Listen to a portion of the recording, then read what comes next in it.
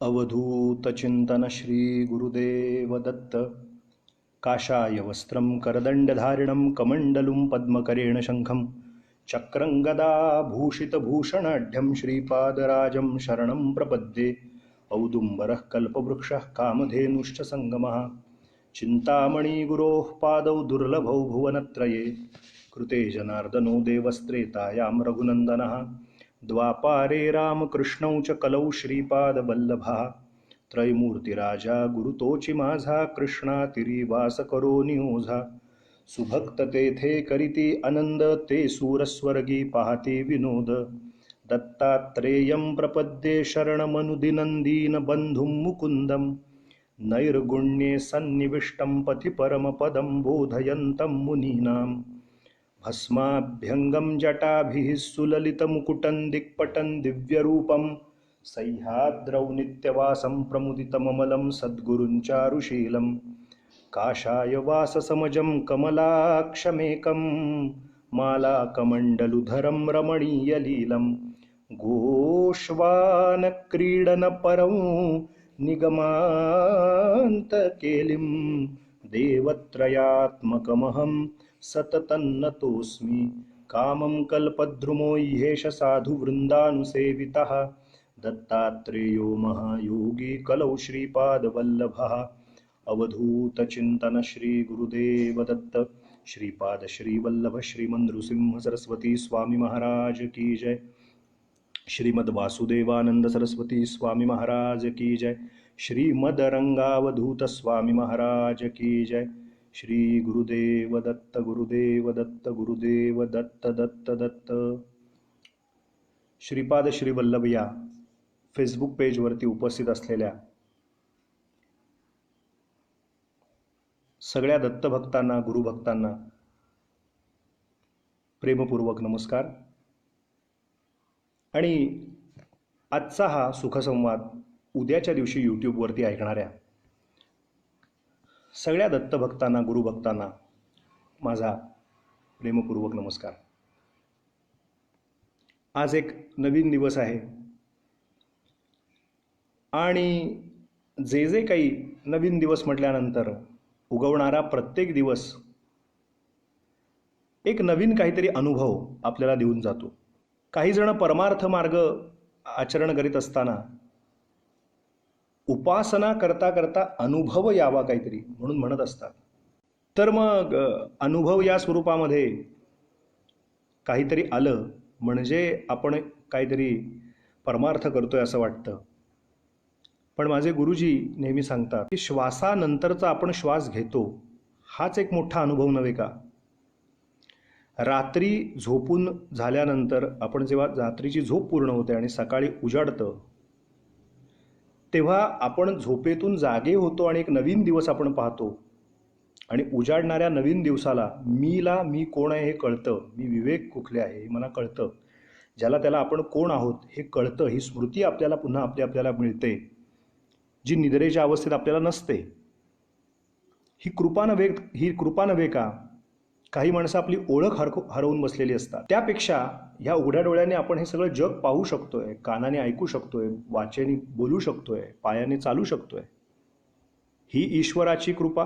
जिव्हेने रस चाखतो, डोळ्याने बघतो, ध्वनी परिसतो, कानी. लोक म्हणताना स्वल्पविराम कुठे द्यायचं त्याला महत्त्व असतं. डोळ्याने बघतो, ध्वनी परिसतो, कानी पदी चालतो. कानी पदी चालतो नाही, डोळ्याने बघतो, ध्वनी परिसतो, कानी स्वल्पविराम पदी चालतो. जरा गंमत. कुठे स्वल्पविराम द्यायचा ते कळायला नको का. कानी पदी चालतो नाही, कानानं ऐकतो, ध्वनी परिसतो, कानी स्वल्पविराम पदी चालतो. पायानं चालतो. जिव्हेने रस चाखतो, जिव्हेने रस चाखतो. आणि शेवटी त्यांनी शेवटी लिहिताना लिहिलंय ही ईश्वराची कृपा. हीच खरी कृपा आहे. हाच खरा अनुभव आहे हो. कारण जे म्हणून आपण काही अनुभव घेतो, पुस्तकं वाचलेली असतात, काही ग्रंथ वाचलेले असतात, काही गोष्टी आपण अशा ऐकतो की ज्यामुळे आपल्याला कन्फ्युजन वाढतात. हा अनुभव अमक्या साधकाला आला आहे. मध्यंतरी आत्ता इथे लाईव्हमध्ये आमचा ओंकार दामले आहे मित्र. फार मोठी आमची काही खूप मोठी ओळख आहे अशातला विषय नाही, पण मी जितकं काही त्याला ओळखतो, 1-1.5 वर्ष झालं, 2 वर्ष वाडीला येणं होतं. दत्तभक्त आहेत, गिरनारला गाठभेट झाली आहे. त्याने मध्यंतरी एक 2-3 महिन्यापूर्वी एक पोस्ट, 2-3 महिने पण नाही, मला वाटतं एक 15-20 दिवसापूर्वी किंवा एक महिन्याभरापूर्वी लॉकडाऊनच्या दरम्यान एक पोस्ट टाकली होती अनुभूती या स्वरूपामध्ये, की इतर जण आपापली अनुभूती फेसबुकवरती जाहीरपणे पोस्ट करतात आणि यामुळे काही जणांना न्यूनगंड येतो. तर असे अनुभव शेअर करावेत की न करावेत, तेव्हा मी कमेंट करताना त्याला फक्त म्हणजे तुझ्या म्हणण्याला माझं पूर्णतः सहमत आहे एवढंच लिहिलं होतं. त्याने त्या पोस्टमध्ये जो मुद्दा उपस्थित केला होता तो खरंच आहे, की काही लोक आपले अनुभव मांडत असतात. तर आपले अनुभव मांडणं, मग त्यातून फायदा काय होतो, तर त्या अनुभवातनं काहीच लोक ही उपासनेसाठी प्रवृत्त होतात, पण बहुतेक लोक ही खूप फॅसिनेट होतात, खूप प्रभावित होतात. असो, मला सांगायचा उद्देश इतकाच, की अनुभव नावाचा जो विषय आहे, तो अनुभव ज्याला आपल्याला द्यायचा आहे तो निश्चितपणानं देतो. अनुभव हाच असतो की अनुभव देणारा आपल्याला अनुभव देतो. माझे एक मित्र आहे तिथे, आत्ता नाव घेत नाही, मला समोर दिसत आहेत नाव त्यांचं. तर त्यांनी असं सांगितलं की अनुभव काय आहे गिरनारला जाताना. तर तेव्हा त्यांना मी आत्ता ज्या एपिसोडला बोलताना सुरुवातीला जे बोललो तेच त्यांना 2016च्या यात्रेत सांगितलं होतं गिरनारला जाताना, की आपण गिरनारला जातो, पोचतो आणि आपण इतक्या संख्येने जाऊन गिरनारची वारी आपली होते. हीच दत्तगुरूंची आपल्यावरती असलेली कृपेची अनुभूती. निराळं काय अनुभव आपण घेणार. खूप मोठे मोठे साधक होऊन गेले, मोठे मोठे डोंगर दऱ्यांमध्ये आपल्याला बंदिस्त करून लॉकडाऊन करून घेणारे खूप मोठे साधक आहेत, की जे ध्यानस्थ मुद्रेत बसलेत, किती युग बसलेत, तप कल्प. माझे गुरुजी सांगतात की हिमालयात जाताना डोळे उघडे ठेवून हिमालय पाहावा, झोपू नये ती झोपेची गोळी घेऊन. काही जणांना सवय असते की मळमळतं म्हणून ते काय ती झोपेची गोळी घेतात आणि झोपून टाकतात गाडीत. पण काही जण असे असतात ते झोपाळूच असतात. इतका छान निसर्ग असतो पण त्यांना झोपेशिवाय काही आवडत नाही. गाडी सुरू झाली, AC लागला की झोपून टाकतात. एरवीचं ठीक आहे म्हणाले, पण हिमालयामध्ये उघडे डोळे ठेवून मोठे मोठे डोंगर पाहावेत, मोठ्या मोठ्या डोंगर रांगा पाहाव्यात, त्याच्यावरची झाडं पाहावीत का, आणि मनातल्या मनात नमस्कार करावा. न जाणो कुठल्या डोंगर कपारीमध्ये एखादा मोठा सिद्ध महात्मा बसला असेल. कारण देवाने जो विभूती योग सांगितला, मी काल बोलताना म्हणालो विभूती योगात, त्यामध्ये ते म्हणतात की डोंगर या स्वरूपामध्ये म्हणजे महिन्याच्या स्वरूपामध्ये मासानाम मार्गशीर्ष, मासामध्ये 12 महिन्यात मार्गशीर्ष महिना म्हणजे मी आहे. अक्षराणाम अकारोस्मी, सगळी अक्षर जरी असली त्यातलं तरी अक्षराणाम अकारोस्मी, हे अक्षर माझं, अक्षराणाम अकारोस्मी. त्याच्यानंतर बोलायचं झालं तर जे मोठे मोठे पर्वत डोंगर आहेत त्यातल्या त्यात हिमालय हे माझं स्वरूप आहे. म्हणून त्याच्या आश्रयाला अनेक जण त्या डोंगर दऱ्यामध्ये मोठे मोठे पर्वतरांगा डोळ्यांनी पाहायला लागूया.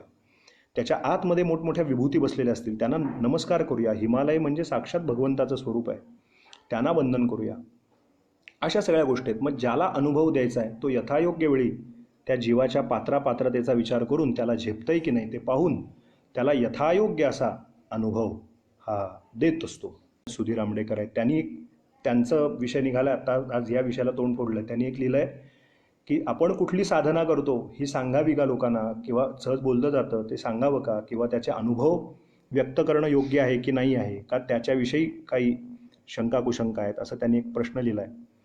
हा शमदमाचा विषय झाला की आपण त्या विषयावर बोलू असं मी सुधीर आंबडेकरांना सांगितलेलं होतं परवा, आणि त्यांनी सांगितलं माझं नाव घेऊन सांगितलं तरी चालेल म्हणून मी आत्ता नाव घेतलं.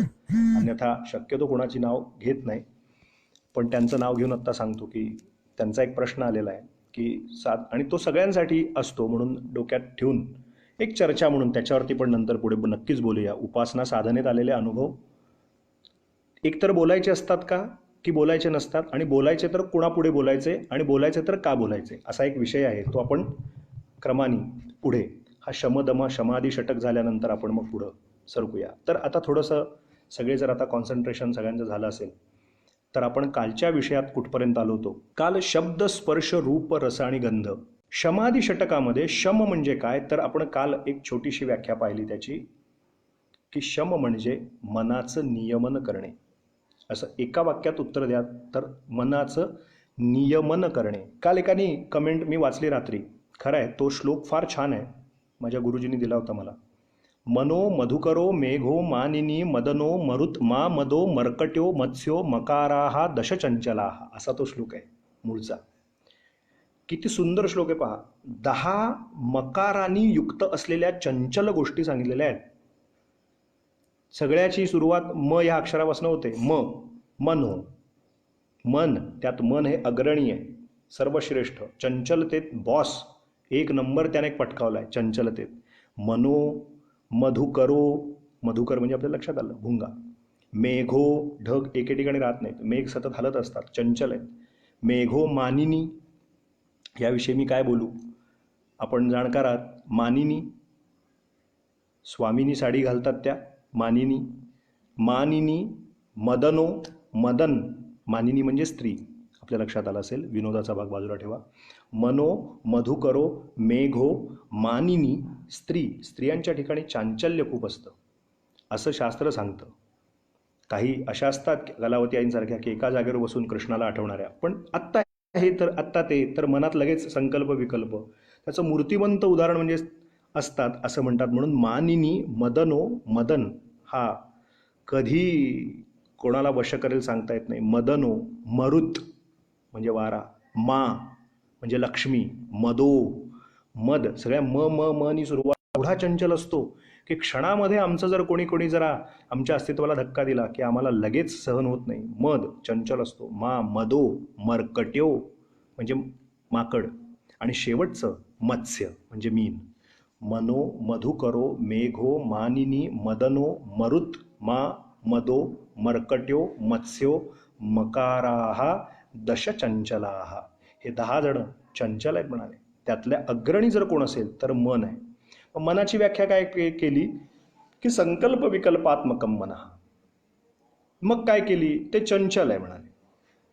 क्षणात इकडे तर क्षणात तिकडे, त्याविषयी पाहिलं. आत्म्याच्या संपर्कात, आत्मा जेव्हा मनाच्या संपर्कात येतो तेव्हा त्याला सुख दुःख आदी संबंध हा कस्य स्याद राममे वद, असा प्रश्न तारेनं विचारला आणि रामाने उत्तर दिलं की शुद्ध स्फटिकाप्रमाणे आत्मतत्व आहे, त्याला कुठलेही विकार नाहीत, ते विकारहीन आहेत, निर्विकार आहे, निरावयव आहे, शुद्ध बुद्ध नित्यमुक्त आहे. पण संकल्प विकल्पात्मक मनाच्या संयोगात जेव्हा आत्मा येतो तेव्हा त्याला ते प्रसंग, ती व्यक्ती, ते मॅन, मनी, मटेरियल हे सुख देणारे आहेत असं वाटतं किंवा दुःखदायक आहेत असं वाटतं. काल एक व्याख्या करताना आणखीन सांगायची राहिली की अनुकूल जी वेदना असते त्याला सुख असं म्हणतात. अनुकूल वेदनियम तत् सुखम आणि प्रतिकूल वेदनियम तत् दुःखम.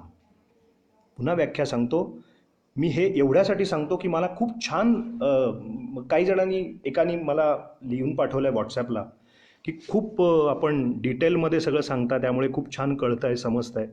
तर याचा उद्देश एक आहे की काही जण अशी पण आहेत की जे रोजचं चालू असतं त्याचं ब्रीफिंग म्हणजे लिखापडी करतात. काही जण तोंड लिहून ठेवतात त्याचं, काही त्याचा पुढचा अडलेला श्लोक विचारतात किंवा तो जितका लिहून झाला त्यातलं रस्व दीर्घ काही चुकलं नाही ना, हे पण इतकं छान याच्याशी जोडली गेलेत लोक. त्यामुळे मी थोडंसं सावकाशीनं पण सांगतो की लिहायला सोपं पडावं. काही जण जर त्याच्या क्रमवारीने एक चिंतन लिहून ठेवत असतील तर काही जण रोजचं, म्हणजे काय गंमत आहे बघा, आज काय सांगायचं यासाठी मी 1 तास 1.5 तास रोज खर्च करत असतो की आज काय बोलायचं आपल्याला मुद्दे काढण्यासाठी, आणि जे मुद्दे मी काढून इथे बसल्यानंतर जे सुचेल ते पण आणखी निराळ्या ॲडिशनल बोलत असतो. पण ते ऐकणारे श्रोतेसुद्धा, मी एवढा भाग्यवान आहे की ऐकतायत जे लाईव्हच्याद्वारे, ते सुद्धा रोजच्या रोज काय बोललं जातं ते लिहून काढतायत.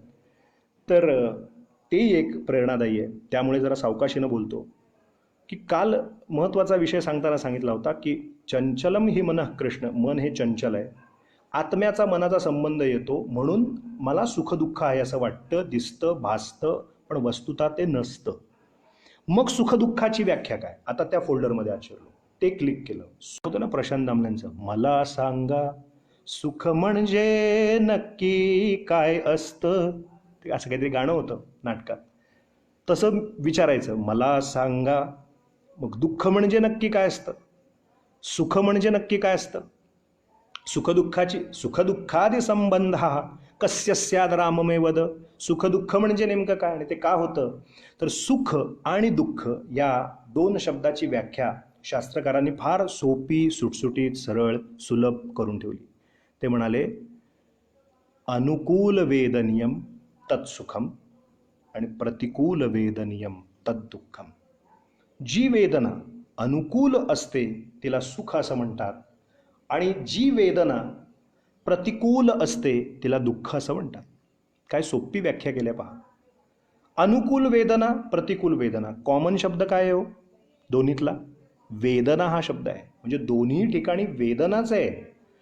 फक्त फरक एकाच गोष्टीचा आहे लोक हो, एक वेदना अनुकूल आहे आणि एक वेदना प्रतिकूल आहे. प्रतिकूल झालेली वेदना आपल्याला दुःखदायक आहे असं वाटतं, ते दुःख आहे असं आपण म्हणतो, आणि जे अनुकूल असते जी वेदना ती आपल्याला सुखदायक वाटते. आमच्या कीर्तन परंपरेमध्ये अनेक कीर्तनकार, माझे वडील असतील, आणखीन इतर कीर्तनकार असतील, ते अनेक कीर्तन परंपरेतला एक दृष्टांत देतो आपल्याला या निमित्तानं. फार महत्त्वाचा दृष्टांत आहे. दृष्टांत केवळ ऐकून सोडू नका, त्याच्यावर नक्की विचार करूया. तुम्ही, मी, आपण सगळे विचार करूया, आणि मग याची कन्सेप्ट आपल्याला क्लिअर व्हायला लागेल की का मी सुखी असं समजतो म्हणजे मी खरा सुखी आहे काय? मी दुःखी आहे असं मी मला म्हणून घेतो, मग खरंच मी दुःखी आहे काय? मग आजची चर्चा काय होती की सुखदुःख नेमकं काय आहे असा विषय आला पुढे. तर त्यांनी काय शास्त्रकारांनी व्याख्या दिली की अनुकूल वेदनियम तत्सुखम. जे लिहून घेतात त्यांनी लिहून घ्या. अनुकूल वेदनियम तत् सुखम. जी वेदना अनुकूल असते त्याला सुख असं म्हणा, आणि प्रतिकूल वेदनियम तत् दुःखम. जी वेदना प्रतिकूल असते तिला दुःख असं म्हणा. याच्यासाठी एक अतिशय बहारीचा दृष्टांत सांगितला जातो. मी थोडक्यात सांगतो. एरवी कीर्तन असतं त्यावेळेला मग आम्ही ते जरा रंगवून सांगतो. जरा ती कीर्तन शेवटी एक काय म्हणूया, त्यात कीर्तनाचे नि नटनाचे, त्यात थोडं नाट्य आहे, त्यामुळे मग जरा थोडंसं त्यात नाट्य निर्माण केलं जातं. पण मी आता जास्ती रंगवून सांगत नाही, जास्ती नाट्यरित्या सांगत नाही, थोडंसं थोडक्यात मतितार्थ सांगतो. एकाला दृष्टांत ऐका, पण दृष्टांतात अडकू नका, त्यातला मुद्दा घ्या महत्त्वाचा. एकाला विवाह झाल्यानंतर खूप प्रयत्न केले पण संतती योग काही आला नाही. 2 वर्ष झाली, मग 4 वर्ष झाली, 5 वर्ष झाली, 7 वर्ष झाली, संतती काही झाली नाही. मग अनेक प्रकार करून झाले. बुवा झाले, बाबा झाले, अंगारे झाले, दुपारे झाले, तंत्र मंत्र झालं, जपजाप्य झालं, अनुष्ठानं झाली, कर्म झाली, जो जे सांगेल ते आगतिक होऊनपणे सगळं झालं. डॉक्टरी इलाज सगळे झाले, सगळं झालं. मग असंच कोणीतरी नीट सांत्वन त्यांचं केलं, आणि मग नंतर त्यांना सांगितलं की अमुक एक उपाय करा. मग काही एक चांगले डॉक्टर त्यांना आयुष्यात मिळाले, आणि मग झालं काहीतरी. कुठली तरी ती वेळ अनुकूल एक यावी लागते आयुष्यात लोक हो, त्याप्रमाणे ते झालं. आणि एक 7-8 म्हणजे थोडक्यात विवाहानंतर 7-8 वर्षानंतर उशिराच्या कालखंडानंतर संतती योग झाला. म्हणजे काय झालं तर मुलगा झाला त्यांना. मुलगा झाला. आता ह्यांना का किंमत होती त्या मुलगा झाल्याची, आनंद का होता? कारण जे नसतं माणसाकडे ते झालं की त्याला आनंद होतो. एखादी वस्तू नव्हती माझ्याकडे, ती मला मिळाली की खूप आनंद होतो आपल्याला. ह्यांना काय झालं की ह्यांना संतती नव्हती, त्याने संतती झाली आणि ती खूप उशिरा झाली. आणि तो आनंद आमचे गुरुजी सांगायचे, गप्प बसू देत नाही कीर्तनातले गुरुजी आमचे सांगायचे. माणूस काय बोलतो, माणूस जेव्हा खूप एक्सायटेड असतो ना, खूप एक्सायटेड असतो, तेव्हा त्याला काय आपण बोलतोय जिभेने त्याला कळतच नाही. म्हणजे काय बोलतो तेच त्याला कळत नाही.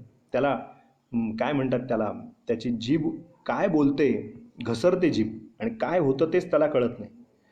त्याने काय केलं, तो दुकानात गेला, पेढ्याच्या दुकानात गेला, समजा पुण्यात होता तर काका हलवाई घेतला, आणखीन कुठे मुंबईत असेल तर आणखीन कुठला प्रसिद्ध आहे कुठला पेढा घेतला, मोठा अगदी 2 किलो पेढे घेतले, आणि मग प्रत्येकाच्या घरात जाऊन ते आम्ही कीर्तनात रंगवून सांगतो, पेढा झाला मुलगा घ्या, पेढा झाला मुलगा घ्या, पेढा झाला मुलगा घ्या. एकाने त्याचा पदर ओढला, ए लेका, पेढा झाला मुलगा घ्या काय म्हणतोयस, मुलगा झाला पेढा घ्या असं म्हण. मग ते हो बरोबर. ते एक्साइटमेंट, तो आनंद जीवाला गप्प बसू देत नाही. कारण त्याला म्हणायचं होतं तेच, मुलगा झाला पेढा घ्या, पण त्या आनंदाच्या भरात ती एक्साइटमेंटमध्ये तो बोलताना त्याची जीभ घसरली, आणि तो म्हणाला पेढा झाला मुलगा घ्या, पेढा झाला मुलगा घ्या. असं घडतं बरं का. कोल्हापूरचे शाहू महाराज एकदा एका तिकडे शाहूवाडीकडे निघाले होते, आणि अचानक एकदम त्या बागेतल्या एका शेतकऱ्याच्याकडे गेले. तर त्यांनी काय केलं, तर शेतकऱ्यांनी एकदम शाहू महाराजांना पाहिलं. उंच धिप्पाड शाहू महाराज, ते तुम्ही पाहिलं असेल, ते डोक्यावरती त्यांचा तो किरीट, आणि त्यांचं ते विशिष्ट पद्धतीची ती पगडी, कोल्हापूरची ती, आणि तो सगळा झगा मोठा, तलवार, उंच पुरे असे धट्टेकट्टे, एक असं बहारदार व्यक्तिमत्व होतं, मोठ्याच्या मोठं असं व्यक्तिमत्व शाहू महाराज. आणि ते आले शाहू महाराज. आता एकदम ते शाहूवाडीकडे जाताना ते एक शेतकऱ्याच्या घरात एकदम आत त्यांनी एंट्री केल्यानंतर ते म्हणजे एक्साइटमेंट निर्माण, अरे एकदम शाहू महाराज समोर पाहिले. तो पटकन काय म्हणला, राजापूरचे कोल्हे आलेत, हातरंजी 17. त्याला म्हणायचं काय होतं, कोल्हापूरचे राजे आलेत, सतरंजी अंथरा. गंमत कळली का? कोल्हापूरचे राजे आलेत, सतरंजी अंथरा. तर पटकन बोलायच्या वेळेस राजापूरचे कोल्हे आलेत, हातरंजी 17 म्हणा. हे होतं, बोलता बोलता असं घडतं. तर तसं तो म्हणत होता, मुलगा झाला पेढा घे, कारण थांब ठिकाणावर ये. आला, ठिकाणावर आला. मग ते पेढे बिढे वाटले, सगळं झालं, गावात सगळं झालं, आनंद झाला ना. कारण मला ते जे सुख नव्हतं, संतती सुख, ते मला मिळालं. तो आनंद माझा गप्प बसू देना. आता काय झालं इथे, वेदना कुठली आहे? वेदनाच आहे, जाणीवच आहे. वेदना इन द सेन्स जाणीवच आहे, पण ती सुखाची जाणीव आहे, सुखकारक जाणीव आहे, अनुकूल जाणीव आहे. अनुकूल जाणीव निर्माण होते त्याला सुख असं म्हणा, शास्त्र म्हणतं. आणि प्रतिकूल जाणीव होते त्याला दुःख असं म्हणा. असा आपला मूळ सिद्धांत चाललाय, मूळ विषय हा चाललाय. आता गंमत काय घडली, यांना जी संतती झाली होती याचा परिणाम असा झाला की 1 वर्षभर त्याचे लाडच सुरू झाले.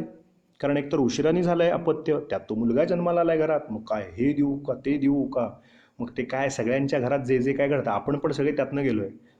अमुक उभा राहिला, आम्ही नाही पाहिला, काय म्हणा, गणू उभा राहिला, बाबू उभा राहिला, आम्ही नाही पाहिला. मग ते कौतुक, मग बोट धरा, बघा आता तो कसा रांगायला लागला, बघा आता तो कसं करायला लागला, बघा आता तो आज टाळी वाजवायला लागला, बघा त्याने आज मोहभात खाल्ला. काय कौतुक असतं आईबापांना सुद्धा. आणि आईबापांना असं वाटतं आपल्या पोरासारखा पोरगाच या दुनियेत नाही, किंवा आपल्या मुलीसारखी मुलगीच या जगात नाही. आणि ते अशा काही, आमचं आहे ना, त्याला सगळं कळतं. ते रिमोट हातात घेतलं ना, लगेच त्याला सगळं कळतं. त्याला चॅनल ABP माझा लावायचं लगेच कळतं, IBN लोकमत पण त्याला लगेच कळतं. म्हणजे आईबापांना मुलापेक्षा त्यांना आईबापांना हे दाखवायचं असतं की आमचा पोरगा किती शहाणा आहे, आमच्यासारखा, हे त्यातनं अधीरत असतं. आवाजवी इतकं कौतुक. मग ते पोरं पण अशी मग शेफारतात पुढे जाऊन. असो, तर तो 1 वर्षाचा तो बाबू व्हायला लागला, तो लहान पोरगा 1 वर्षाचा व्हायला लागला. काय कौतुक. आणि रोजचा रोज 1 वर्ष अनुकूल असं सुख, अनुकूल वेदना, अनुकूल जाणीव. म्हणजे कशात होते ते, सुखात होते. अनुकूल जाणीव सुखात होते. आता ह्या सगळ्या नातेवाईकांना आजकाल ते आपल्याकडे लहानपणी जी पिढी 40, 45, 50ली आहे, 30 ते 50ची आहे, ते माझ्या म्हणण्याला मान्यता देतील. आमच्या लहानपणी असे कोणी मित्र गोळा करा, मित्रांचे आईवडील गोळा करा शाळेतले, त्यांना काहीतरी गिफ्ट द्या, रिटर्न गिफ्ट, आणि ते अमकन तमकन, त्याचं फेस्टिवल करा, एखादा मोठा महोत्सवच करा. अशी काही थेरं आमच्या लहानपणी नव्हती. झाला का वाढदिवस आहे का, आहे, झालं, घरातनं आवरून गेला. शाळेत काय फार तर प्रत्येकाला एक चॉकलेट दिलं. घरी आल्यानंतर संध्याकाळी आई वडील सगळे घरातले जमले की औक्षण केलं, छान कपाळाला कुंकू लावायचं, पाटावर बसवायचं, औक्षण करायचं. आणि मग आई वडील काहीतरी एखादी 100 रुपयाची नोट किंवा एखादी 50 रुपये हातात, किंवा एक त्यावेळच्या पात्रतेप्रमाणे एखादा ड्रेस म्हणा, कौतुकाने वडीलधारी माणसं काही एखादा पेढ्याचा पुडा म्हणा, कौतुक आणि आशीर्वाद. पण आता त्याचा प्रत्येक गोष्टीचा आम्हाला इव्हेंट करायचा असतो. अहो, मध्यंतरी तर मी ऐकलं की आमच्या ओळखीच्यांचे एक जण आता इथे आहेत, ते उपस्थित, नाव घेत नाही, ते फक्त कार्यक्रम साजरा करायला बघितलं तर 2-5 लाख रुपये केवळ वाढदिवसावरती साजरा करतात. असू दे, ज्यांच्याकडे असतील पैसे त्यांनी नक्की करावेत. पण हे फारच अति सध्या चालू आहे, सध्या सगळे सर्वत्र. म्हणजे शोबाजी खूपच सगळ्या क्षेत्रात खूप छान चालू आहे. तर 1 वर्षाचा झाला हा बाबू. 1 वर्षभर याचा झाल्याचा अतिशय आनंद होता. म्हणजे काय होतं, सुखदायक वेदना होती, अनुकूल वेदना होती, म्हणजे हे सुखात होते. आता गंमत काय झाली पहा. 1 वर्षाचा वाढदिवस साजरा करायचं ठरलं. आपल्याकडे छान पद्धत असते औक्षण करायची, पण ते केक कापला जातो. त्याच्याही पेक्षा हेडीस आणि बिभत्स प्रकार टी व्हीवरती आपण पाहतो की ते केक घ्यायचा 200-250 रुपयाचा, आणि तो तोंडावर फासायचा सगळा, किंवा तो केसावरती, तो खांद्यावरती, तोंडावरती. खायची पदार्थ, हो शेतकरी किंवा हे सगळेजण, किंवा हे जे सगळं अन्न, थोडक्यात अन्न या स्वरूपात जे मोडतं, ते काही असेल, ते भगवंताचं स्वरूप आहे. विष्णू सहस्रनामात वर्णन केलंय, अन्नम अन्नाद एवच, अन्नम अन्नाद एवच. अन्न म्हणजे भगवान श्री नारायण. त्याची अशी नासाडी करायची, रस्त्यावर पडायची. तुम्ही तो व्हिडिओ पाहिला असेल फेसबुकवरती, की असा 4 मित्र जमतात आणि ते तोंडाला त्याला फासतात, आणि ते असं खाली पडतो तो केक, अर्धवट तो असा वापरून फेकलेला केक, पण गरीब 2 पोरं येतात आणि ते रस्त्यावर पडलेला तो केक उचलतात आणि खातात. असा एक व्हिडिओ फेसबुकला मी पाहिला होता एके ठिकाणी. म्हणजे त्या श्रीमंतांना त्या 200-500 रुपयाच्या त्या केकची किंमत नव्हती, पण ज्यांना मिळत नव्हतं त्यांना तो पडलेला रस्त्यावरचा घाणेरडा अर्धवट इकडे तिकडे तोंडाला भासलेला पण त्यांनी कधीच खाल्लेला नव्हता. ज्यांना मिळत नाही त्यांना त्याची किंमत असते. मग हे बिभत्स प्रकार सुरू व्हायला लागले. ती अंडीच काहीतरी अंडी आणायची आणि ती डोक्यावरती फोडायची, त्या ज्याचा वाढदिवस आहे त्याला बिभत्स करायचं, रासायनिक द्रव्य त्याच्या अंगावर फेकायची, काहीतरी करायचं. आणि हे खूप हिडीस आणि बिभत्स प्रकार सध्या चालू असतात. पण याच्या बाबतीत हे काही झालं नाही. छान औक्षण केलं, लहान तो आता उठतोय, रांगतोय, अशा सगळ्या त्या प्रोसेस अशी चालू होती. आता सगळे नातेवाईक जमले होते. हा बाबू कसा वागतो हे बघायला. त्याचं काय नाव ठेवलं असेल, पण लहान पोराला बाबू म्हणतात. हा बाबू छोटा छोटा रांगत उभं राहत असं करत आला. याचे वडील बसले होते, छोटे छोटे हात त्याचे. आणि काय कौतुक आपल्या पोराचं. 1 वर्षाचा वाढदिवस साजरा करतायत. धावत धावत धावत धावत धावत तो आला. बाबा बाबा बाबा करत तो आला पुढे. आता त्या बाबांना इतका आनंद झाला. एवढ्या वाढदिवसाच्या कार्यक्रमात सगळ्या नातेवाईकांमध्ये तो पोरगा माझ्याकडे आला. आणि त्या आता ती पोरंच ती कधी काय करतील काय सांगता येत नाही हो. त्या पोरानं केलं काय गंमत माहिती का, छोटासा एवढासा त्याचा एवढासा हात त्या पोराचा छोटा छोटा. असं एकदा बापाकडं पाहिलं आणि त्याच्या काय टाळक्यात आलं, त्या पोराच्या डोसक्यात काय आलं कोणास ठाऊक. त्याने हात उचलला आणि बापाच्या श्रीमुखात एक असा तडाखा मारला जोरात, एक थोबाडीत मारली, थोतरीत एक ठेवून दिली सगळ्यांसमोर. नीट आहे का, सगळ्यांच्या समोर एक थोबाडीतच मारून दिली बाबाला, जोरात मारली. तर लहान पोर, 1 वर्षाचं पोर, ते जोरात एक थोबाडीत मारली. अहो ते बाबाला काय आनंद झाला. वा वा वा वा बाबू, इकले मारलंस ना, आता इकले पण मालवल का, इकले मारलंस ना, आता इकले पण मालवल का. कौतुक, आनंदाला उकळी. काय गप्प बसू देतोय का आनंद तो. का हे सगळं घडत होतं, कारण ह्याच्यापासून, या सुखापासून, ह्या वेदनेपासून ते वंचित होते 7 वर्ष. आता त्यांना ते 1 वर्ष आनंद होता. अनुकूल अशी वेदना त्यांना होती, संतती नव्हती, त्यामुळे त्यांना प्रतिकूल अशी वेदना होती म्हणून ते दुःखी होते. पण आता त्यांना संतती झाली आणि त्यात ते रांगत रांगत आलं. ते 1 वर्षाचं झालं, त्यात त्यांनी इकडे मारलं, मग आता त्याने इकडे मारावं. आनंद. काय गप्प बसू देतोय बाबू, इकले मारलंस ना, आता इकले पण मार. आणि सगळे नातेवाईक पण हसतायत, टाळ्या, वा वा, कसं थोबाडीत मारली, वा वा, सगळं असं कौतुक. माझा पार्ट 1 सांगून झाला. पार्ट 1 सांगून झाला. आता मी तुम्हाला पार्ट 2 सांगतो. नाण्याची दुसरी बाजू सांगतो. हा कीर्तनी दृष्टांत आहे बरं. नाण्याची दुसरी बाजू सांगतो. बाप तोच, बाबू तोच, घर तेच, हात तोच, प्रसंग सीन दुसरा. कट 2. मग पिक्चरच्या भाषेत बोलायचं तर कट 2. आता दुसरा पार्ट सांगतो. हाच बाबू, वय वर्ष 25 आहे, ऐन तारुण्यात आहे. आणि आत्ताची 18-20 वर्षाची पोरं कशी वागतात, मुलं मुली, तुम्ही जर कॉलेज शाळेच्या अवतीभोवतीनं गेलात ना, तर तुम्हाला लाजेनं मान खाली घालावी लागेल अशा पद्धतीचं वर्तन असतं. जरा बागा, आजूबाजूच्या शाळेच्या आजूबाजूचे परिसर बघा डोळ्यांनी, तुम्ही बघवणार नाही तुम्हाला अशी बिभत्स कामं तिथं चालू असतात. सगळी वेगवेगळी कर्म तिथं चालू असतात. कोणाचा पायपोस कोणाला नसतो. ते इथे कटच काय मारायचे, ते मध्येच शेत आल्यासारखं इकडे कट काय मारायचे, डोक्यावरती पीक आल्यासारखं जोंधळ्याचं ज्वारीचं. आज जरा थोडा हलक्या फुलक्या मूडमध्ये सांगतोय आपल्याला, काही आज तत्त्वज्ञानाचा विषय सांगत नाही आहे. पण असे काय कट मारायचे, कसे कपडे घालायचे, त्या मुली, तरुण मुलं कसे वागतात, कसे बोलतात. माझा म्हणायचा मुद्दा आपल्या लक्षात आला असेल की 18 ते 22मध्ये आत्ता पोरं कशी वागतात आपल्याला कल्पना आहे. मग व्यसनाधीनता सुरू झाली. मग कसं तरी वागायला सुरुवात झाली. आणि हा बाबू, म्हणजे हा आता ह्या आईबापांचा हा मुलगा, त्याचं जे काय नाव असेल तो आता बाबू राहिला नाही, तो आता मोठा झाला, 25 वर्षाचा झाला होतो. आणि त्याला दारू प्यायची सवय सुरू झाली, व्यसनाधीनता सुरू झाली. आणि मग संध्याकाळी जायचं डिस्को, पब, बार, इकडे तिकडे दारू प्यायची, मौज मस्ती करायची. आई वडील काळजी करत होते. तेच आई वडील 7-8 वर्षांनी झालेली ही संतती आता 25 वर्षाची, ते आता उतार वयात यांना हा मुलगा झालेला.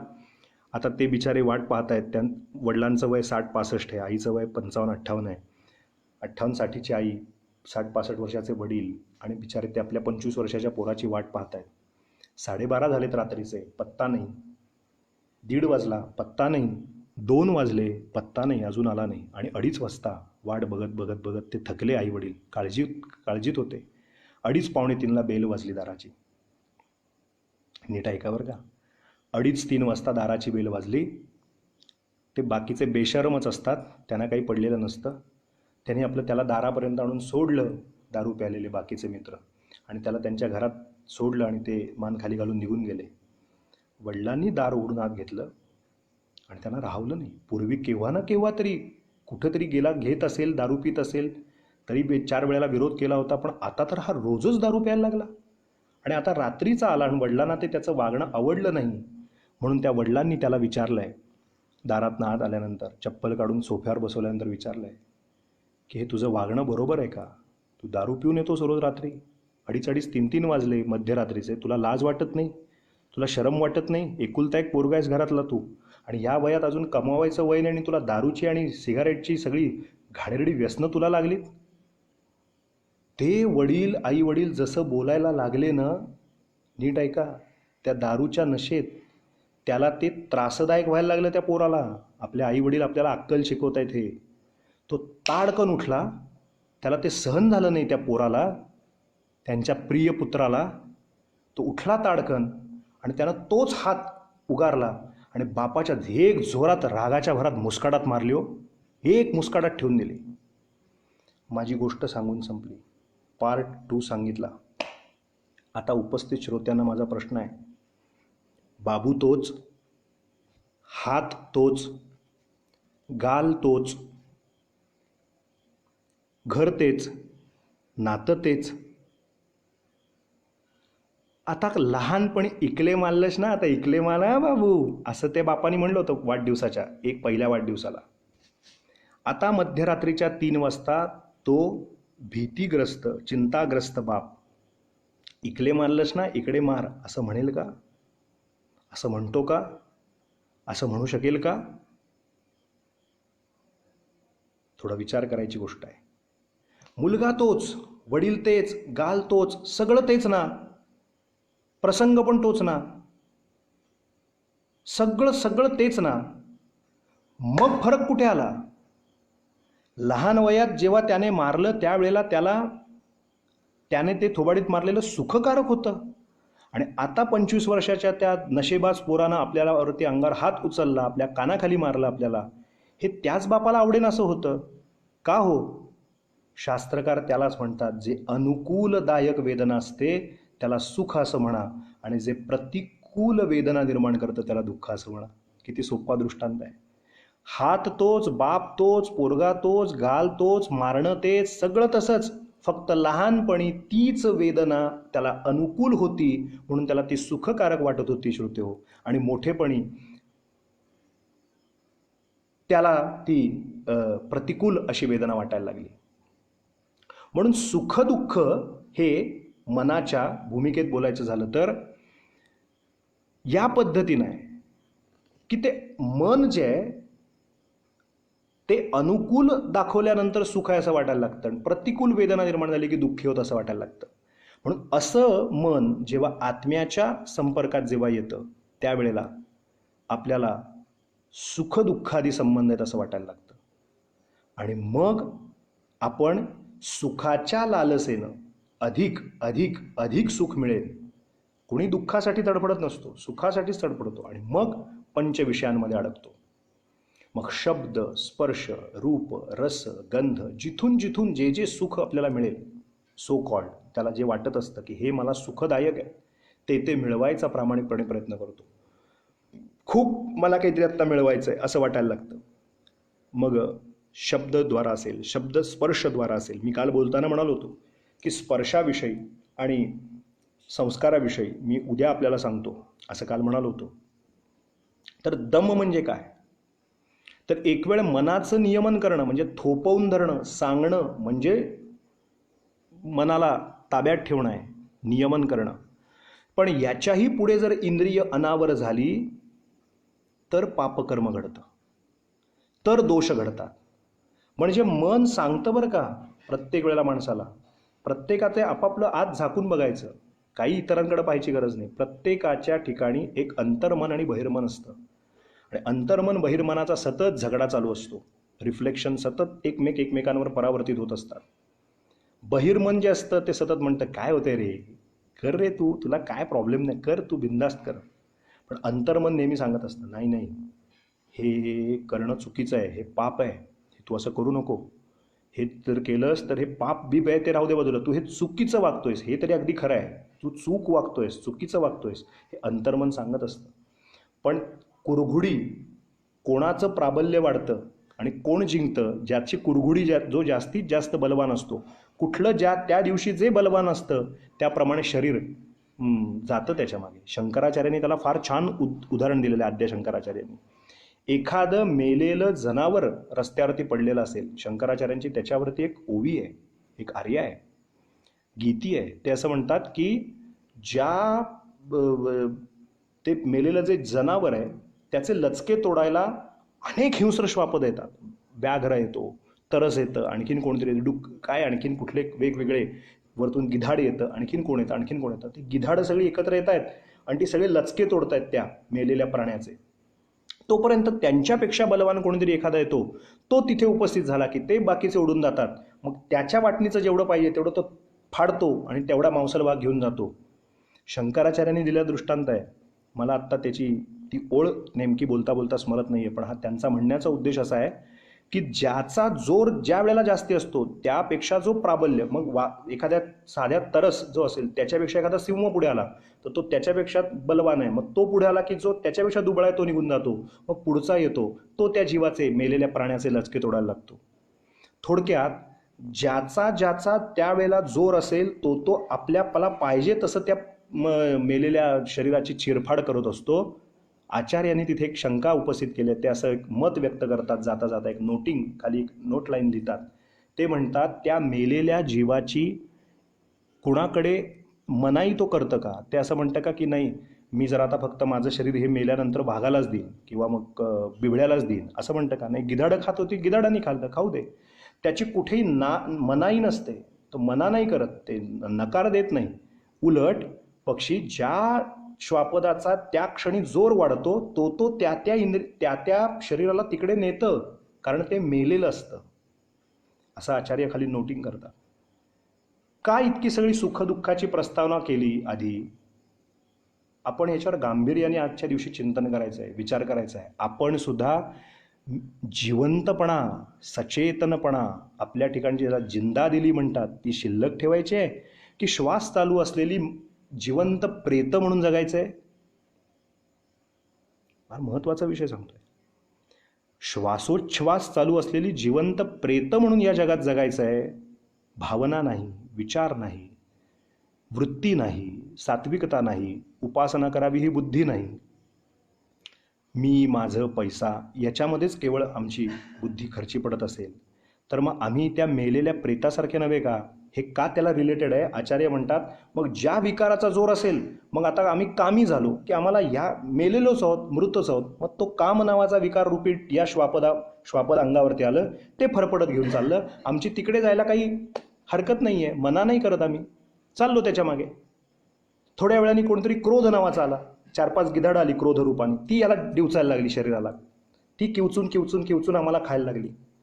मग क्रोधी झालो, मग जरा क्रोध गेला, मग लोभ आला, लोभ म्हणून कोणीतरी तुटून पडलं, तो आम्हाला चावून खातायत.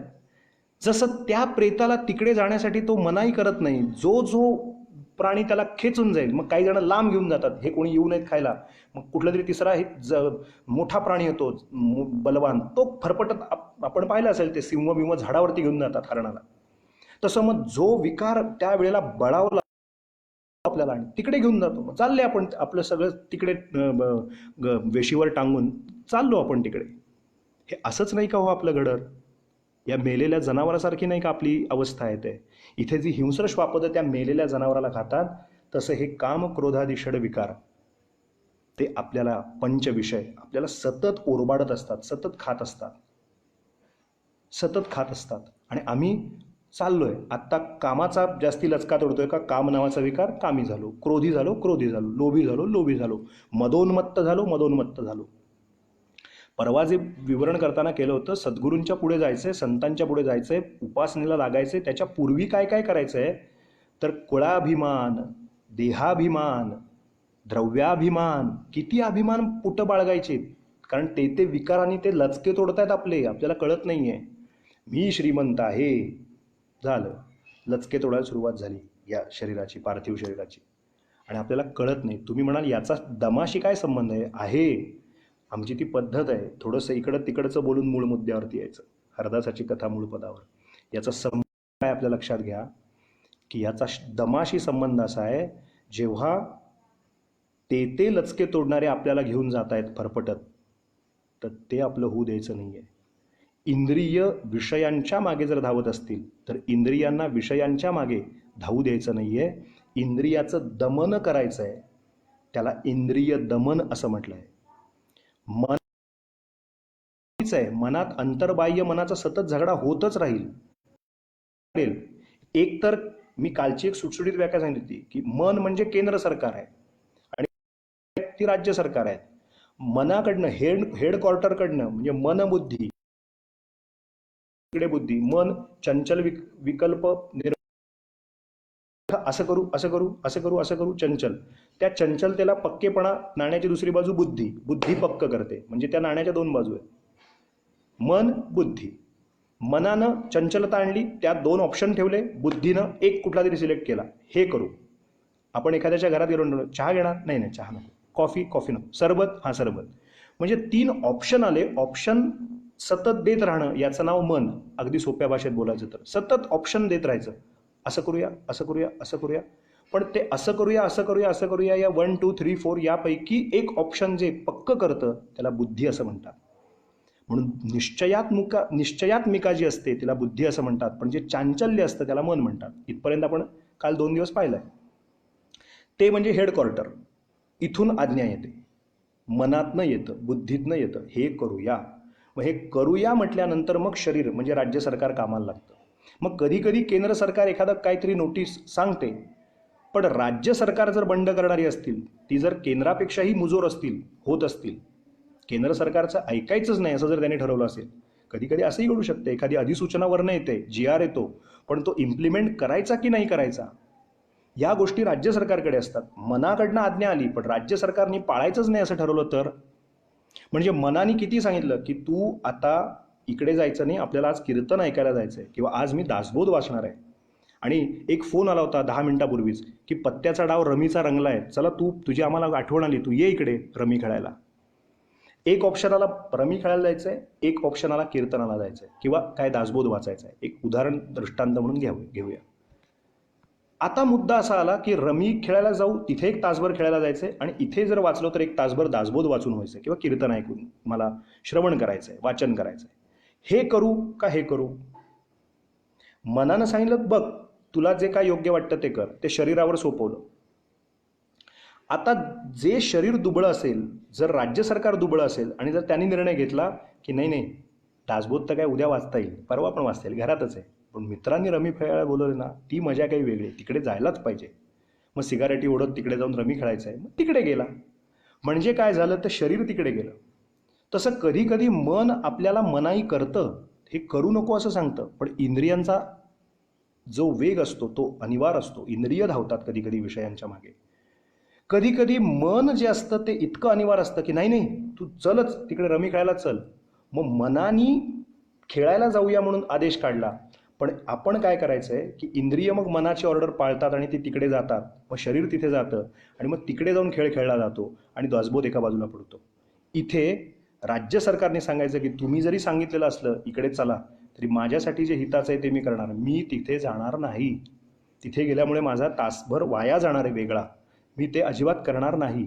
इंद्रियांनी जर बंड केलं तर वरतून जरी अधिसूचना आली तरी त्यांची क्लॅरिटी त्यांना असली की मला काय डूज अँड डोंट्स, मला हे करायचं नाहीये म्हणजे नाही करायचं, मी करणार म्हणजे करणारच, असा निग्रह पक्का झाला शरीराचा म्हणजेच पर्यायाने इंद्रियांचा, की ते मनावरती सुद्धा अधिराज्य करू शकतात. म्हणजे आपण 2 गोष्टी काय पाहिल्या, सगळ्या इंद्रियांना सूचना देणारा मन इंद्रियांचा राजा. मनात आलं की ते फक्त इथनं सांगतं, हातांना सांगतं हे काम कर, डोळ्यांना सांगतं पहा, कानांना सांगतं ऐका, वाणीला सांगतं बोला, रसनेचा चाक म्हणजे जिव्हेला सांगतं रसनेद्वारे म्हणजे जिव्हेद्वारे रस चाखा, हात वेगवेगळ्या गोष्टी घेणं. मग पंच ज्ञानेंद्रिय आली, पंचकर्मेंद्रिय आली. ज्यातून ज्ञान होतं ती ज्ञानेंद्रिय, ज्यातून कर्म केली जातात ती कर्मेंद्रिय. बरोबर. मग जी जी ज्ञानेंद्रिय आणि कर्मेंद्रिय आहेत त्या सगळ्यांचा नियंता, कंट्रोल रूम, ती मन आहे. तिथून ऑर्डर होते, मग सगळी इंद्रिय कामाला लागतात. आता विषय काय आहे, एक तर पहिला शम सांगितला, मनालाच ताब्यात ठेवा, मनाचं नियमन करा. मनात आलं ना, नाही मी हे नाही करणार, करणार नाही म्हणजे नाही करणार, असं ते मनाचं, मनाला थोपवणं म्हणजे शम आहे. पण आता थोडं पुढे जाऊन, यामुळे मला सुखदुःख होईल, नको, मी जाणार नाही, मी ते करणार नाही म्हणजे नाही करणार. इंद्रियाद्वारे कुठलंही पाप होणार नाही. माझ्या कर्मेंद्रियांनी, ज्ञानेंद्रियांनी कुठलंही, एक वेळ पुण्यकारक काही केलं नाही तरी चालेल, पण मी आधीच पापात आहे, आता मला आणखीन पाप करायचं नाही आहे, म्हणजे पाप कर्म करायचं नाही आहे कुठलंही, जेणेकरून माझ्या पापाची आणखीन वृद्धी होईल. किंवा दुष्कृत्य, पाप शब्द थोडा वेळ बाजूला ठेवू, दुष्कृत्य कुठलंही मला करायचं नाही आहे. इतकं जरी मनाने पक्क ठरवायला सुरुवात केली की इंद्रिय ताब्यात होतात. इंद्रियांना ताब्यात ठेवणं, इंद्रियांचं दमन करणं म्हणजे दम म्हणजे इंद्रियांना कंट्रोल करणं, इंद्रियांना थोपवणं म्हणजे दम असा अर्थ आहे, लक्षात घ्या. आणि मनाला कंट्रोल करणं म्हणजे शम असा अर्थ आहे. म्हणून शम म्हणजे इंद्रियांना नियमित करणं, मनाला नियमित करणं म्हणजे शम, आणि इंद्रियांना नियमित करणं, इंद्रियांवरती ताबा मिळवणं, जितेंद्रिय होणं. मारुतिरायांचं वर्णन करताना काय केलं जातं, काय वर्णन केलं जातं, मनोजवम मारुत तुल्य वेगम, ते वाऱ्याच्या वेगाच्या पेक्षाही वेगवान आहेत. मनासी टाकिले मागे, मनाच्या वेगाच्याही पुढे मारुतीराय आहेत. मनासी टाकिले मागे गतीसी तुलना नसे, स्तोत्रात वर्णन केलं. पण मूळ जो श्लोक आहे रामरक्षेत आलेला त्यात काय म्हटलंय, मनोजवम, त्याच्यात पण वर्णन आहे मनासी टाकिले मागे. मनोजवम मारुत तुल्य वेगम, पुढचं वाक्य फार महत्वाचं आहे, जितेंद्रियम, ते जितेंद्रिय आहेत, जितेंद्रिय आहेत. त्याने आपली इंद्रिय सगळी जिंकलेली आहेत, पंचज्ञानेंद्रिय पंचकर्मेंद्रिय जिंकलेली आहेत. ज्या ज्या गोष्टीतनं उपभोग घ्यावासा वाटतो ती लालसाच आता हळूहळू संपलेली आहे. ते बहिर्मुख नाहीच आहेत मुळे इंद्रिय, आता ती बाहेर विषय पाहिलं की जातच नाही आहेत. आता तुम्ही म्हणाल बुवा हे काय प्रकरण काय हे नेमकं, हे म्हणजे काय समजायचं, जितेंद्रिय म्हणजे काय, खूप काही बोलता येईल, हा विषय तसा खूप मोठा आहे. तरी सुद्धा सर्वात महत्त्वाचा विषय सांगायचं म्हणजे, आपण ती गोष्ट ऐकली असेल की मनाचं शमन केलं की दम, आधी जर नीट मन ताब्यात आणायचा प्रयत्न केला की शम जर नीट साधता आला तर दम आपोआप करता येतो. कारण विषय पाहिले की मन धाव घेतच, त्या मनाचं ते गुणधर्मच आहे, ते लगेच धावतं. मन धावतं म्हणजे मन त्या विषयांपर्यंत आधीच जाऊन पोचतं, फक्त ते इंद्रियांना सांगतं चल रे आता तू ते काम कर. मग इंद्रियांनी त्या ठिकाणी नकार द्यायचा आहे, इंद्रियांनी सांगायचं मी ते करणार नाही, तू चुकीचं मला सांगतोयस, ऑर्डर चुकीची काढली आहेस, जी आर तू चुकीचा काढला आहेस, तू सांगतोयस ती अधिसूचना मला मान्य नाही. याचं नाव दम आहे. खूप काही गोष्टी बोलता येण्यासारख्या आहेत, परंतु एक गोष्ट आत्ता बोलता बोलता सहज सुचली म्हणून सांगतो. दमन म्हणजे काय, काय असू शकतं, इंद्रियाचं दमन करायचं म्हणजे काय. आणि संत सत्पुरुष जेव्हा आपल्याला एखादा बोध करतात, तुकाराम महाराज असतील, ज्ञानेश्वर महाराज असतील, रामदास स्वामी असतील, तेव्हा ते त्या दृष्टीने काहीतरी करतात आपल्या आयुष्यामध्ये आणि मग आपल्याला काही ना काहीतरी बोध देतात. उगाच ते शुष्क उपदेश आपल्याला सांगत नाहीत. कधीही वासनेत कुठलीही वासना, कुठलीही इच्छा, वासना म्हणजे इच्छा, कुठलीही वासना इच्छा खाण्यापिण्याची असेल, कपड्या लत्त्याची असेल, अन्य कशाची असेल, अशी समर्थ रामदास स्वामींची नव्हती.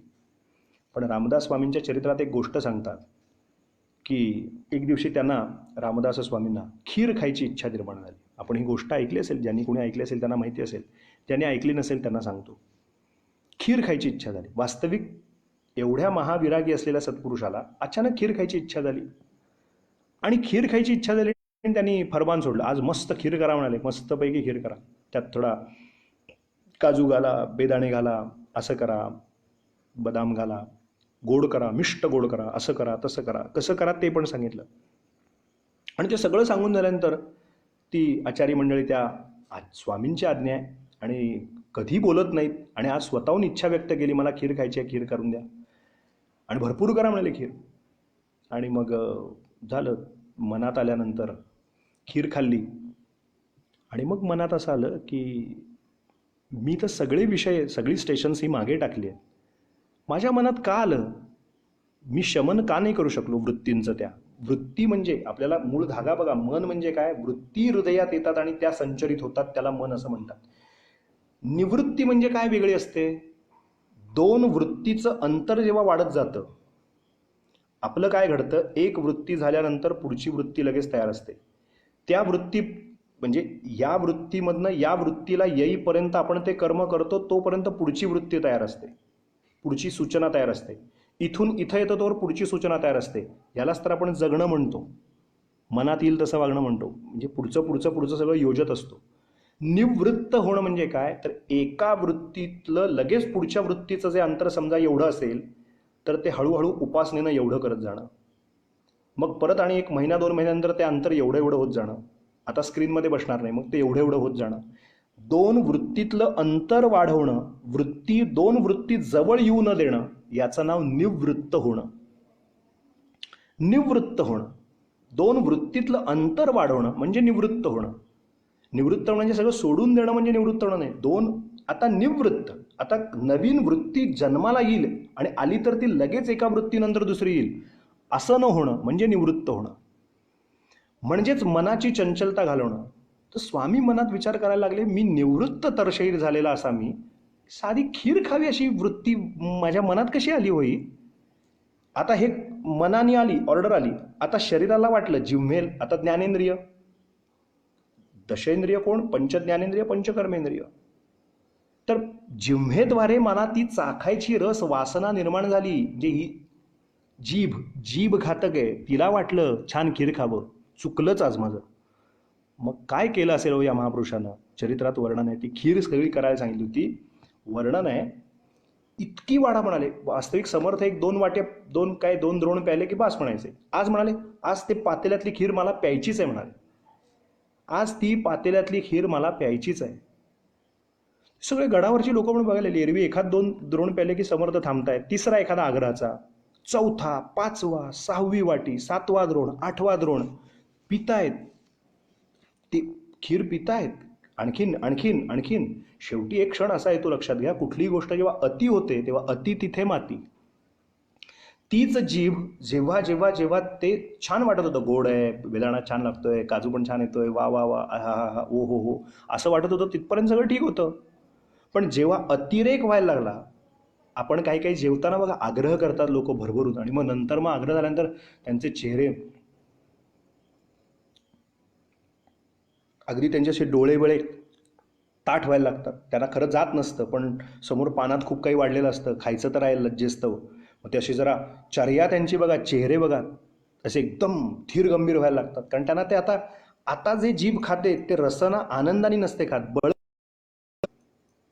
बळजबरीनं खात असते. आपण बघा हे अनुभव घेतले असतील आपण आजूबाजूला.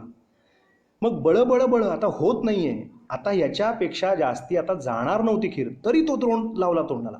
तुला खीर खायची होती ना लेका, आज खा, खीरच खा. भरपूर खीर, भरपूर खीर. इतकी खीर खाल्ली, इतकी खीर खाल्ली की एक उबळ आतनं अशी आली की आता उलटी होईल, उलटी होईल, उलटी. इतकी खीर खाल्ली, इतकी खीर खाल्ली. चरित्रात वर्णन आहे, वमिलिया अन्ना ते न घे रसना. पटकन उठले, ती उबळ आली, उलटी केली आणि आता पण केला. आता दमन करीन इथनं पुढे. इथून पुढे कधीही मला खीर खायची इच्छा होणार नाही, असंच आज कर्म केलंय. आता इथून पुढे कधीही मी खीर खाणार नाही, कारण त्याचा डोस जास्ती झाल्यानंतर उलटी झालेली आहे परिणामी. आता इथून पुढे मी कधीही खीर खाणार नाही, दमन करीन. ही वासनाच का उफाळून वर आली? आली तर आली, मन आलं, मनानं निर्माण केलं, फाईल पुटअप केली. ते चंचल आहे. तुला अक्कल नव्हती का? पण शरीराने का घेतलं? मी का म्हटलं की करच आणि मलाच खायचंय? नाही करणार. इंद्रिय जेव्हा असहकार व्यक्त करतात, त्या इंद्रियांचा असहकार, अगदी सोप्या मराठीत बोलायचं तर, विषय पुढे असून सुद्धा तो उपभोगण्यासाठी इंद्रियांची अनुकूलता जेव्हा इंद्रिय दाखवत नाही, त्याला इंद्रियांचं दमन असं म्हटलेलं आहे.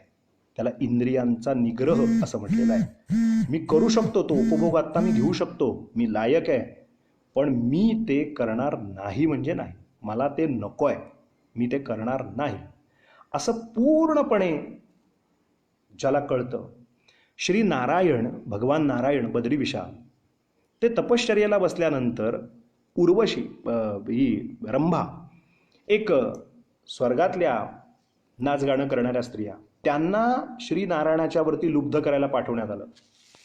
काय गंमत आहे बघा, विश्वाचा बाप भगवान त्याच्यावरती मोहिनी टाकण्यासाठी त्या अप्सरा मेनका नाचत नाचत आल्या. आणि त्या जसं जसं पुढे आल्या, आता सौंदर्य आहे, समोर त्या दिसत आहेत, नाचतायत, गात आहेत. भगवंतांनी पाहिलं, तुम्ही एकनाथी भागवत काढा, त्या एकनाथी भागवतामध्ये बद्रिकाश्रमातलं हे वर्णन केलेलं आहे एकनाथ महाराजांनी. त्यांनी काय सुंदर वर्णन केलं लक्ष्मीनारायणाचं, ते श्रीनारायणाचं. जशा त्या थैथै करत नाचायला लागल्या सुंदर ललना यौवनावस्थेतल्या, त्या त्यांच्या शृंगार चेष्टा करू लागल्या भगवान श्रीनारायणाच्या पुढ्यात. हा तपस्वी बिचारा बसलाय श्रीनारायण, आणि समोरून त्या सुंदर सुंदर ललना नाचत येत आहेत. भगवंतांनी एकच काम केलं, आपली जी मांडी होती ना बसलेले, त्या मांडीवरती अशी उजवी थाप मारली, उजव्या हातानं उजव्या मांडीवरती एक थाप मारली. आणि त्या उरू म्हणजे त्यांच्या त्या जंघेच्या पुढे आणि गुडघ्याच्या वरती, ज्याला मांडी आपण म्हणतो, तिथे थाप मारली जंघेत, उरू या ठिकाणी. आणि तिथे जशी थाप मारली तसं तिथून एक त्या दोन स्त्रियांपेक्षाही सुंदर स्त्री अशी जन्माला आली. ती इतकी इतकी देखणी होती, इतकी स्वरूपवान होती, एवढं सौंदर्य आणि ती सौंदर्यवती होती की तिला पाहिल्याच्या नंतर त्या दोघी तिच्याकडेच बघत बसल्या. ही कोण आता वर्ल्ड काय म्हणतात, मिस सुंदरी कोण आहे ही? थोडं आजच्या काळात बोलायचं म्हणून फक्त सांगितलं, ही सर्वोत्तम अशी सुंदरी कोण आहे? त्या दोघी तिचं ते सौंदर्य बघून थक्क झाल्या. तेव्हा भगवंतांनी सांगितलं, ही नाटकं माझ्या पुढे करू नका, मी केवळ एक आघात केल्याच्या नंतर अशा 100 स्त्रिया निर्माण करू शकतो, हे विश्वच मी पालन करतो. म्हणून तिचं नाव उर्वशी असं आहे. उरूतनं ती निघाली भगवंताच्या, म्हणून तिचं नाव उर्वशी आहे. त्यामुळे अशा अनेक उर्वशी मी निर्माण करू शकतो एका क्षणामध्ये. तर तुम्ही माझं तपोभंग करू नका. माझा इंद्रिय निग्रह पक्का आहे. मी नाही म्हणजे नाही आणि हो म्हणजे हो. एकदा जर हो ठरलं तर हो, नाही तर नाही, पक्का असावं. एकदा सांगितलं ना, आज मी रात्री जेवणार नाही, असं जर सांगितलं, वास सुटला, छान झाला, म्हणजे खरं म्हणजे भूक नाहीच आहे, खरं तर मी जेवणार नाहीच आहे, पण आता एखादं तुमचं मन राखायचं म्हणून खातो, असं म्हणत म्हणत बसतो पानावरती, असा आडवा हात मारून तडाखा मारतो की बाकीच्या 4 जणांचा हा एकटाच खातो. हे जे काही आहे ना, एकदा नाही गेलं ना तोंडातनं, मग नाहीच करायचं. इंद्रिय तिथं द्यायची नाही. ती जेव्हा कितीही काही वाटलं तरी मी तिथे जाणार नाही. कितीही लालसा झाली तरी मन धावत नेईल, पण मी इंद्रिय तिथं नेणार नाही. इन शॉर्ट, याचं समापन करताना एवढंच सांगेन.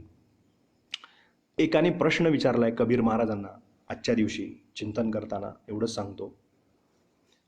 1 तास बरोबर झालेला असावा, 1 तास झालाय.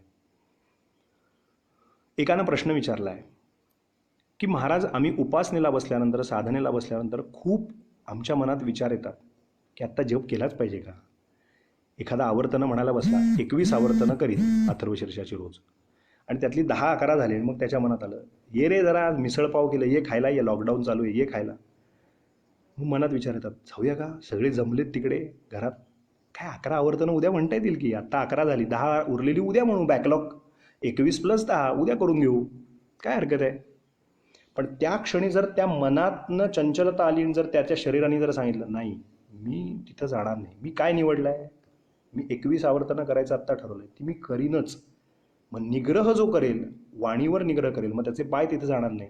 म्हणजे थोडक्यात जो असहकार करेल, विषयांची शहानिशा करून हे केल्याने माझं हित आहे का आणि हे न केल्याने माझं हित आहे का, असा नीट साकल्याने विचार जो जीव करेल, साधक करेल, उपासक करेल, तो दम म्हणजे दमन इंद्रियांचा तो करू शकेल. आलेल्या वृत्तींप्रमाणे, येणाऱ्या विषयाप्रमाणे, विषयांवर आरूढ होऊन जो तिकडे जात नाही.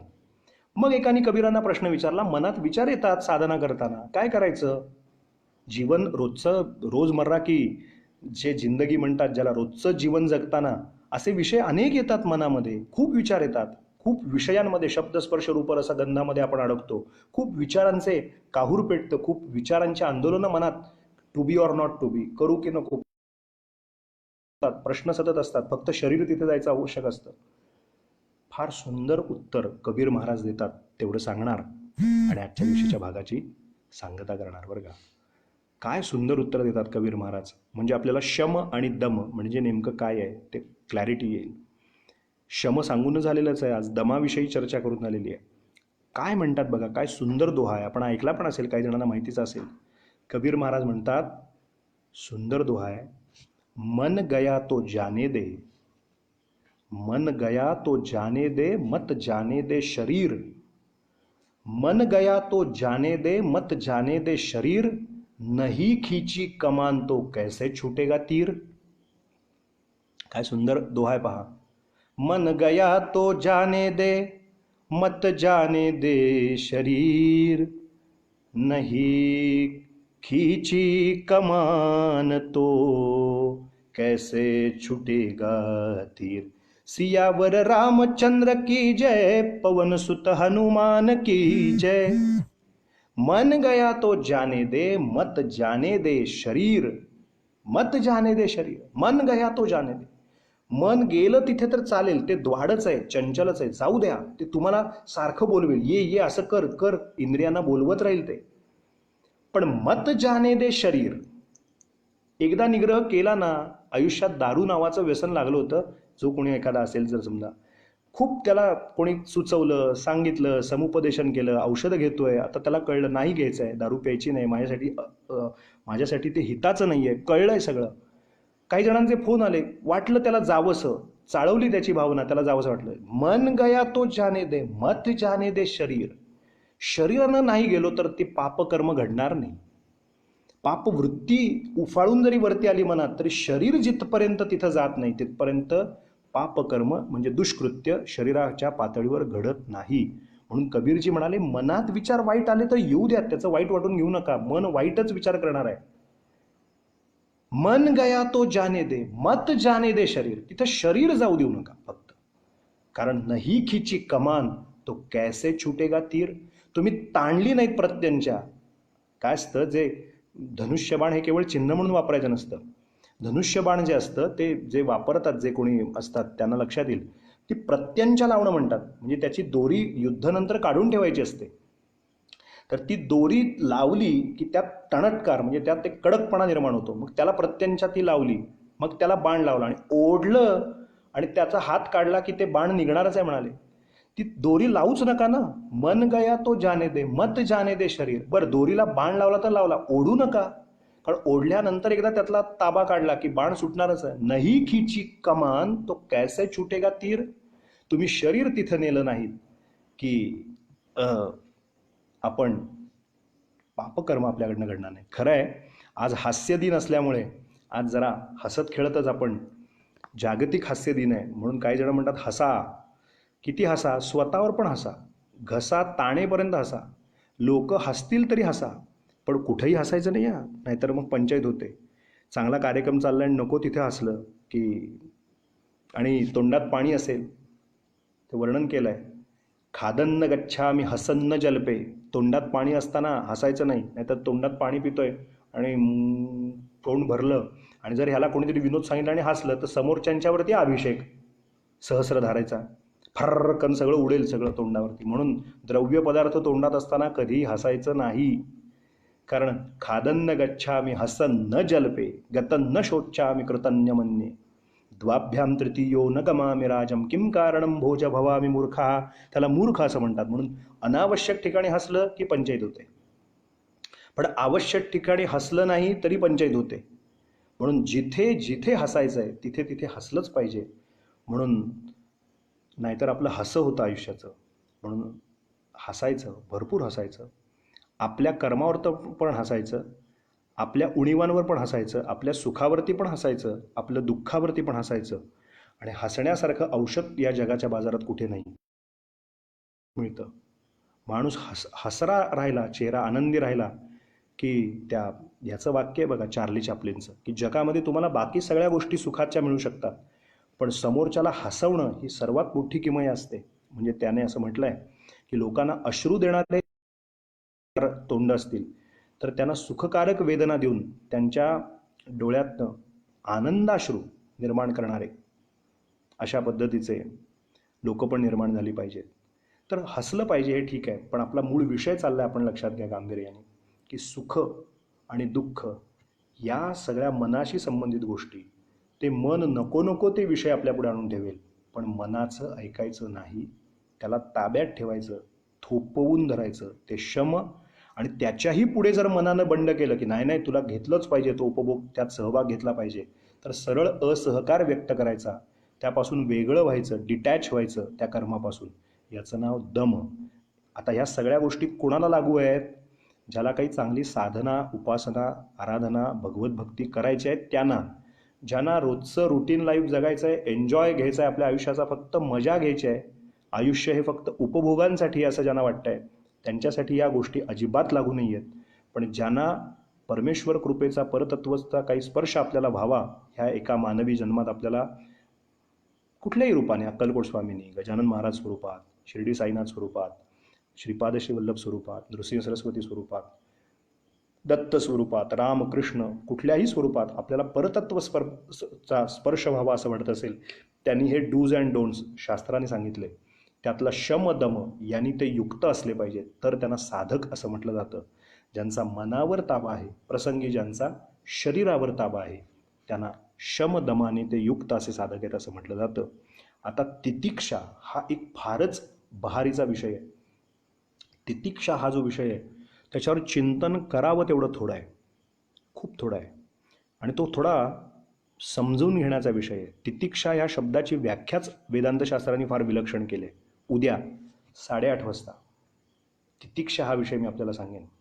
तितिक्षा म्हणजे नेमकं काय? साधकाच्या ठिकाणी, भगवत भक्ताच्या ठिकाणी तितिक्षा असावी म्हणजे काय? फार सुंदर असा मुद्दा आहे. तर आपण उद्या त्या मुद्द्यावरती चिंतन करू. आणि स्पर्श, इंद्रिय का धावत नाहीत, संस्कार कुठे कामी येतात, याविषयीचे 3 श्लोक आणि त्याची 3 दिलेली बहारदार उत्तर मी उद्या आपल्याला सांगतो पहिल्या टप्प्यात. आणि नंतर आपण तितिक्षा या विषयाची गांभीर्याने चर्चा सद्गुरु कृपेने, दत्त कृपेने यथामती यथाशक्ती करूया. आजची निरूपण सेवा इथे थांबवतो. आपल्या सगळ्यांना खूप खूप धन्यवाद. कुठली प्रतिकूल वेदना आहे? वसुधा उपाध्ये का लिहितात? प्रतिकूल वेदना आहे ही. कुठली प्रतिकूल वेदना आहे?